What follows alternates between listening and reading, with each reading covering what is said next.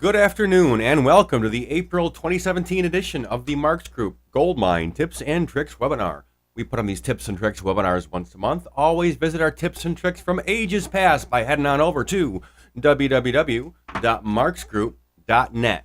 Okay, let's get right into it. What are we talking about today? We've been away for a while, so let's get something interesting going on. Perhaps we're going to require some input. We're going to require input simply and then more complexly. Is that a word, complexly? I'm not sure. At any rate, we're going to be requiring input. I'm going to show you maybe what's going to be involved with all of that. And then we're going to be talking about, not that, using autofill. Once we start to require input, we really want to make sure that our pick lists are configured correctly, because once we go down that path of requiring input, we have to make sure that all of the stuff is available for the end users to go ahead and select from. And using autofill is a nice way to kind of ease the pain of requiring input. And we're going to be using duration creatively. What do I mean by that? I mean when we're in the history, when we're completing a history item, there is a duration field which looks like it wants to be stored in hours, minutes, and seconds. And that may be very well and good, but it makes it hard when trying to actually calculate or aggregate times after the fact. I'm going to show you some, at least my neat trick for kind of getting around that. So let's go ahead and jump right into some GoldMine. Okay, and you, Marquis, you behave yourself. All right, requiring input. What do I mean by requiring input? There's a couple of different ways to do this. We're going to be working with the source field today. This field, on the other screen, this field right here. Okay, so if I want to require a source to be input for every record, what you basically do, there's two ways to do it. You can do it from the lookup level, by which I mean if you go to setup here, you can disallow a blank input and you can force a valid input. We're going to get into that in just a few moments. What I want to show you, though, is the hardcore way of requiring input. And that's going to actually be in the field properties. So if I right-click on my field here, and you do have to have master rights to make this happen, we're going to right-click on the field label, and we're going to head on over to properties, and we're going to go on over to security. Lots of sharp tools to play with here. What we're going to play with today is this required data entry. Now you see that there are also some settings for read and update rights. It seems that when I require entry, it takes away the ability to curtain certain users from touching that field. Because what happens is that when I require data entry on a field, it's very severe. It's really hardcore. And I'll show you what's going to happen now that I'm requiring entry, and I can just OK my way out. Now I get this little red box around the field value. And that indicates to the end user that this is indeed a required field. Now what's going to happen, I think what's going to happen, is that if I try to, that's interesting. Let's go ahead and set this to internet.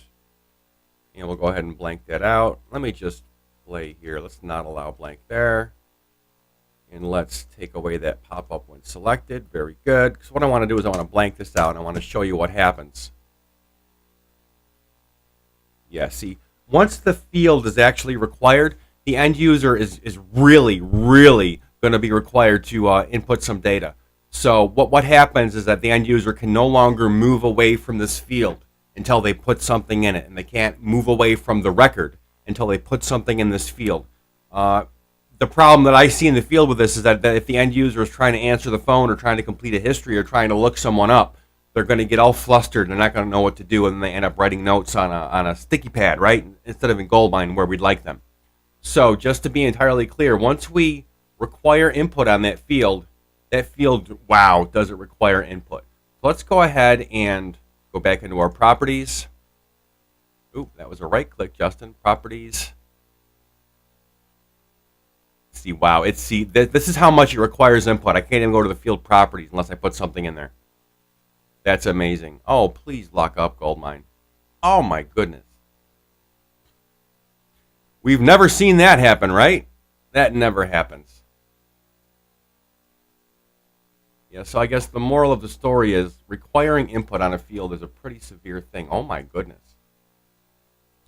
What is going on? Bear with me, guys. Oh, nothing like a happy accident. Let's see if we can't get GoldMine logged back in.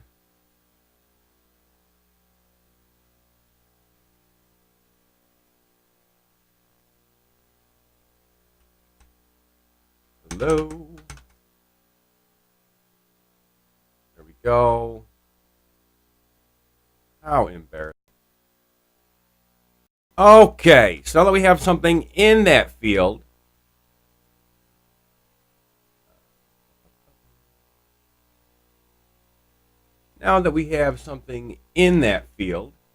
we can actually go back to the field properties.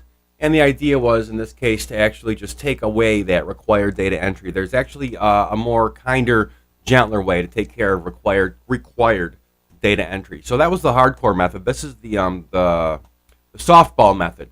So what we're going to want to do is we're going to click in here, and in our field lookup or our F2 lookup window, we're going to go to Setup, and we're going to play with this. We're going to say Pop Up when selected. So that means when a user clicks into that field, they automatically get that field lookup, and we're going to force a valid input, and we're not going to allow a blank input here. So now what this is going to do, internet, let's see if we can blank that out. See, because that pop-up when selected is enabled. When I click in there, I get my field lookup box. What I want to do here is I want to just go ahead and delete that value and see what happens. Yeah, I get the pop-up again. So this is a less severe method of requiring data input. Now, what I would recommend is that if you do go down this path, give the end user some visual indication that the field actually needs to have something put in it. So what I like to do is I like to put my field labels in red.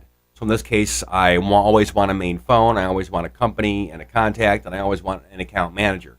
That's easy enough to do. So if I want to just change the coloration or the color of some fields on the record, I can actually right-click on the field here, go to Properties, into Color, and what you want to do is, in this case, we want to change our label color, and we want to stay with a fixed color. This expression dialog lets you get pretty fancy. You can actually change the color based upon what value is in the field. Not getting into that today. We want to use a fixed color. We'll go to our color picker, and we'll use that red. And there we go. So this is actually a really nice way to indicate what fields are more important than others, let's say. So we can tell the end user, listen, when you're on the phone with these people, every field in red needs to have something in it. And we can make that easy for the end user by having that pop up when selected, checked here, and forcing a valid input here. That actually helps us, not so much the end user. Okay. Let's go ahead and see if we can't.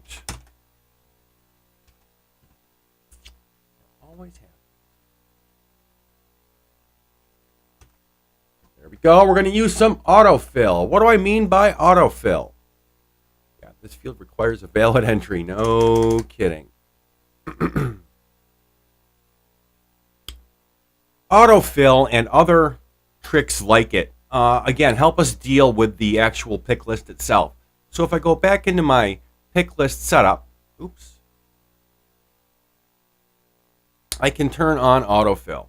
And what that's going to do for me is that as I start typing something in the field, it's going to bring up what it thinks is the closest match. So in this case, let's go ahead and make a couple of new entries. If you have master rights, you can go ahead and have freedom to go ahead and create and or delete any item you want within these pick lists. So we already have an item called Internet. We're going to make a new item called Internet Facebook. Ooh, is our source field long enough? Will it hold it? Let's find out. Ooh, how can we tell? Ever run into this where the field's kind of cutting off something here? This is actually really easy to fix. Back into our field properties. And we're going to head on over to the layout tab. And we actually want to change the data size here. We want to increase it. Oh my goodness, it actually fits. Excellent. Very handy to know. Okay, so now if I'm using autofill, once I start typing the word internet, I-N-T-E-R, yeah, how about that? Ooh, I wonder if it's getting confused because there's more than one item in this pick list that begins with the letters internet. That would be unfortunate. So let's go ahead and delete this one. The more you know. And we'll go back in here. We'll say direct mail, and that works fine. And now we'll go, oops, get out of there.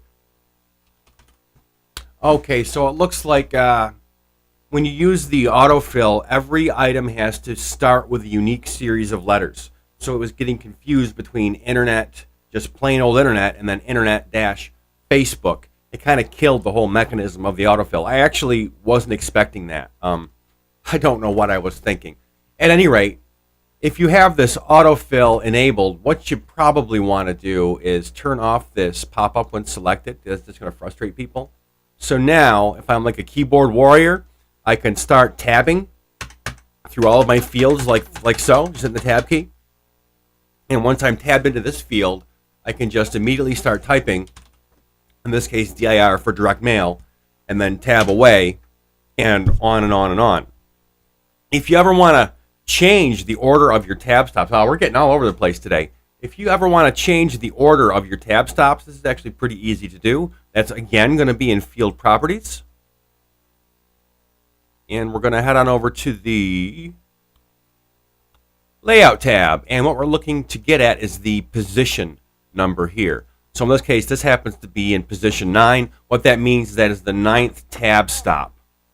They used to be called tab stops back in the day. They still are. So when I hit the tab key, it's going to stop. Position 9 is going to happen to be the source field.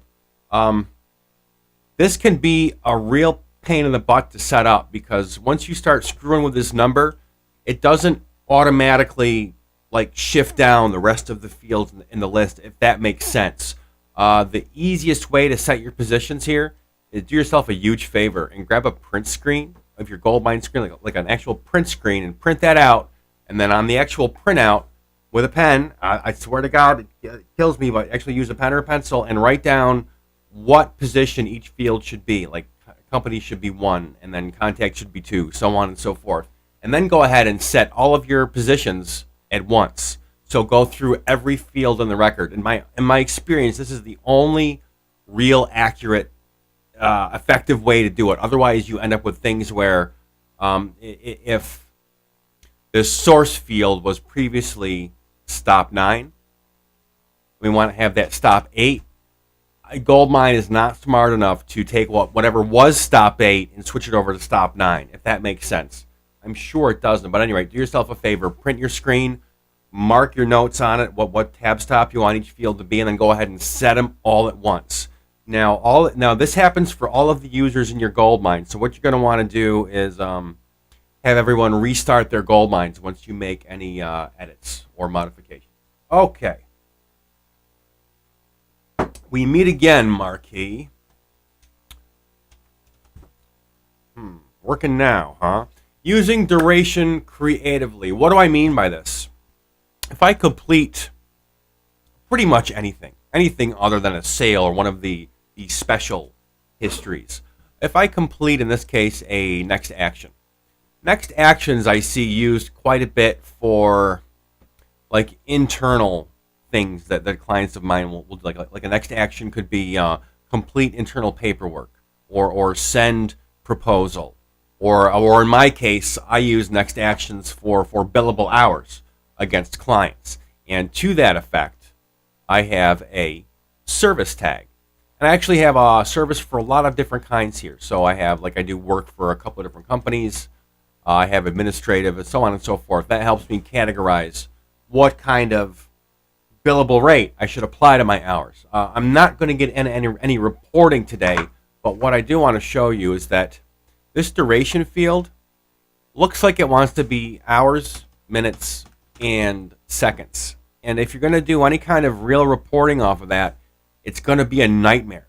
Oh my God, it's going to be a nightmare because you have to actually then convert that value do the aggregation within decimal math and then convert it back to the hours, minutes, and seconds. And if all you're looking to get is an aggregation of hours spent, or an aggregation or a sum of duration, there's nothing that says you have to store it like that. You can actually. Ooh, can we do this?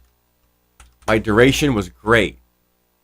Will it allow it? Yeah, it will. See, GoldMine's clever, but it's not too bright. It never thinks too hard about anything, right? So in this case, I have a history with a duration of great or little. I spent very little time on that. So I'm just trying to illustrate the point that duration, just because it comes up like that, it comes up as that, oh, I need to be hours, minutes, and seconds, very official. No, it's not quite like that. So in my case, when I bill service, thusly, what I do is I actually store my duration as a decimal. So if I spend an hour and a half, it's 1.5. That's 1.5 hours. If it's an hour and 45 minutes, it's 1.75. We just do everything in 0.25 or 1/4 increments. So, or 0.25. You get the idea, right? So, and this allows you to, when you're doing any kind of aggregation or reporting on the back end, you have to do no conversion. And I tell you what, it's actually a lot easier to look at a decimal time than it is a quote-unquote traditional time. Would that be a quote-unquote? I'm not sure. I digress. Put in my service notes. There we go. Now what I want to show you is that once you complete a bunch of histories, and we're going to actually report the easy way on this. I'm just going to complete a bunch of service items. And it's going to be 3.75. And we'll complete one more. And we'll make this a good old 4.25. Love it. Okay, so now that we have some good service history, let's look at how we'd actually aggregate that. And the simplest way I know is to actually just export this to Excel and then aggregate from there with our little big capital E. We all know what that means, right? It means we're going to add some stuff up, and that's awesome. So we're going to use the Excel output here in GoldMine. And actually, I want to constrain my activities by actions. And you guys can't see that, but trust me. And there you get a little drop down. I pick actions, and I'm looking at just my actions. And now, ooh, will allow me to do that. No, I can't see the duration here. Oh, hoisted by my own petard. How do we do this? Let's do this. Pay no attention to the man behind the curtain. For those of you that don't know what this is the expression tester, which you bring up with Control-Shift-D, as in David, Control-Shift-D. And that allows you to test a expression against the current contact record. Let's see here. I think I just lost my broadcast. Oh, that's not what I wanted. Wow. Oh, boy.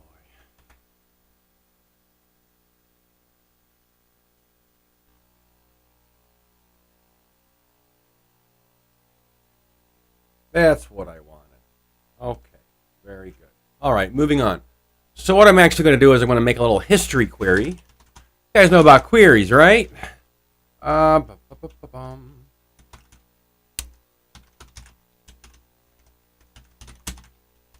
I'll explain this in just a moment.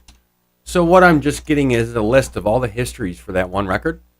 I just want to show you that now there's a lot of resources out there on the internet for querying stuff out of GoldMine. I plan on putting together a presentation at some point one day. But just the gist of it is that once you go into this SQL query window, you can actually write scripts or questions. You can ask questions of the database.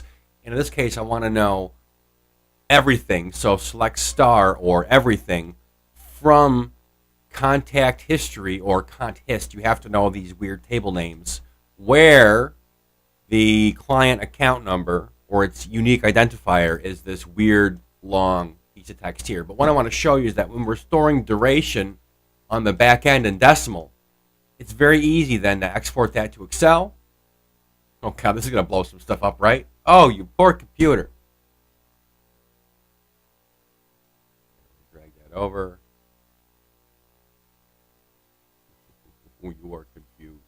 Okay, so now that we have our Excel document, now we can just go ahead and summarize our duration thusly. That makes it really easy on the actual on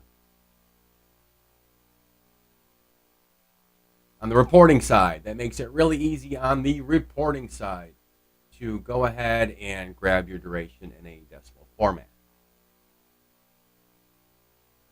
Guys. Okay, there we go. Having some technical issues today. Don't you just love it? I've been away from my office for the last couple of weeks, so I apologize for the glitches, guys. All right, one final thing I wanted to cover today. As opposed to my... There we go. There's some GoldMine.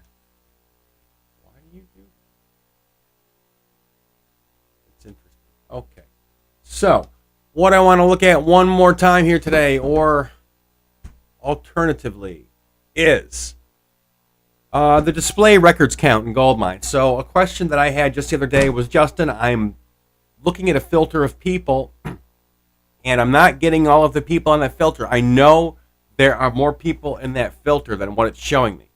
So in this case, let's go ahead and make a couple of records up. We'll give these people a state.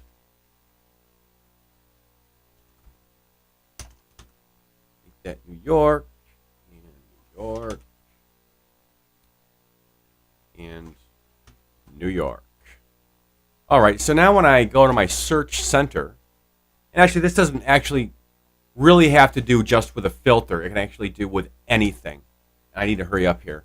If I just look for state equals New York, you can see I have 1, 2, 3, 4, 5 records here. I can see that on the bottom tick here, the bottom little strip here. There are 5 records. Now, what controls how many records are shown in this window is actually under Tools, Configure, System Settings, Display. And what you want to change or play with is this number right here, because what this controls is the maximum number of records that are shown in your search center when you're either searching for a contact, or in this case a state, or trying to use a filter. Now, where you're going to run into issues with this is that the bigger the number, the slower the GoldMine in general. So if you have a filter that should be returning, say, 3,000 records, but this is set to, say, 2,000, you're going to need to temporarily increase this number to 3,000, then run your filter or do your search, export to Excel or whatever else you're trying to do. And then when you're done, set that back to how you found it. Because really, setting this number to like 10,000, 15, or 20,000 can severely impact the speed of your GoldMine. Just a little FYI. We are out of time, so please, thanks so much for joining us. And I'm always looking for that next batch of tips and tricks, so please feel free to reach out to me at justin@marksgroup.net. Thanks so much for coming, and have a great day.